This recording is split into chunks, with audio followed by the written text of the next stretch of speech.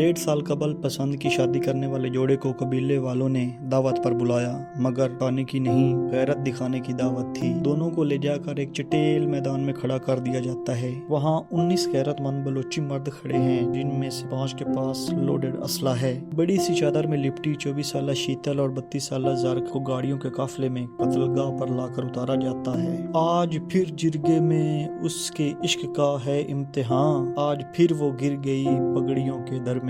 शीतल ने चादर में कुरान थाम रखा है। कबीले के एक मर्द को कुरान थमाकर ये कहते हुए सुकून से आगे बढ़ती है, सिर्फ गोली मारने की इजाजत है, जबकि उसकी इजाजत किसी ने तलब ही कब की थी। वो कत्लगाह की जानिब खुद बढ़ी। उसे मालूम था अपना अंजाम, इसलिए ना उसके पांव कांपे, ना आंखों में इल्तिजा थी, ना लबों पर चीख, ना दामन में रहम की पीक। उसकी खामोशी में शोर था, वो जो उन सब चीखों पर पारी था जो जुल्म के खिलाफ कभी ना निकल सकी। फिर गोली नहीं 9 गोलियां मारी। मजीद कहने को कुछ भी नहीं है, वहाँ कहा भी क्या जा सकता है। जहाँ इस कत्ल को जस्टिफाई करने वाले मौजूद हों, जहाँ कोर्ट में, घर में, ससुराल में जाकर राजीनामे के बहाने अपनी ही बच्ची को, चाहे वो नबीता हो, हामला हो या बच्चों वाली हो, भून दिया जाता है, सिर्फ इस एक जिरगे पर कि उसने अपने मनपसंद इंसान से निकाह किया। और मौत से कम सजा पर तो गैरत को चैन नहीं आता। इस बेगैरत बलोच कबीले की गैरत को सलाम, जो गैरत के नाम पर अपनी ही बेटी को बेगैरत मर्दों के मजमे में सामने लाए और मैदान में खड़ा करके गैरत की पग पर एक और कलगी सजा ली।